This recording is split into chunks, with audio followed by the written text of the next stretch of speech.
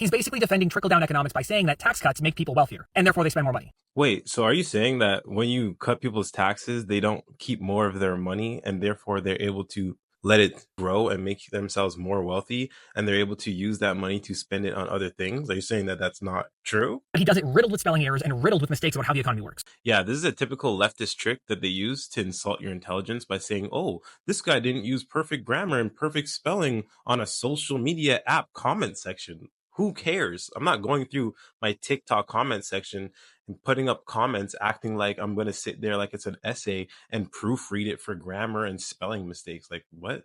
Let's see who really doesn't understand how the economy works. I specifically said, don't give tax cuts to major corporations and to billionaires. And this guy's like, but if we got rid of the carbon tax, people had more money.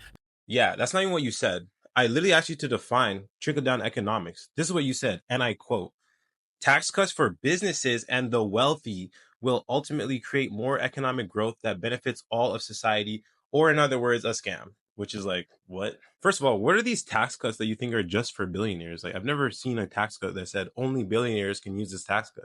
You want to name me one? Because I've never heard of one. How is that trickle-down economics? What does that have to do with each other? What you're talking about is giving more money to the lower classes, which is basically the same thing as a cash transfer. So if you are cutting a tax that is regressive in so much that it affects the lower classes more, you are pushing for a positive progressive taxation policy change. I'll tell you what they have to do with each other using the actual definition of trickle-down economics. Here's the actual Google definition of trickle-down economics.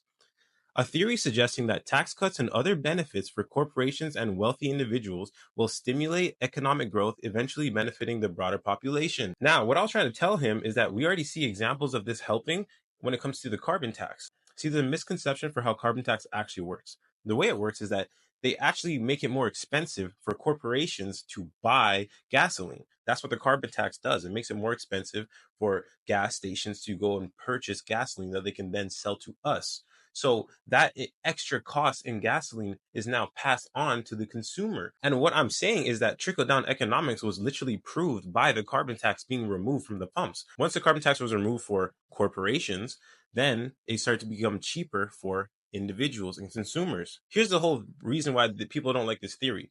All these socialist liberal individuals, they want to believe that when you increase taxes on businesses and corporations and wealthy individuals, then you'll see a wealth transfer from rich people to poor people. This is a fallacy. It doesn't actually work in real life. What actually ends up happening is when you raise taxes on businesses and wealthy people, you actually start to see the cost trickle down to regular consumers. That's why the prices for gasoline went up when they put the carbon tax on. It's not because they actually put the carbon tax on the gas pump. Consumers don't actually pay the carbon tax. Businesses pay the carbon tax, and the increase in costs are passed down to the consumer.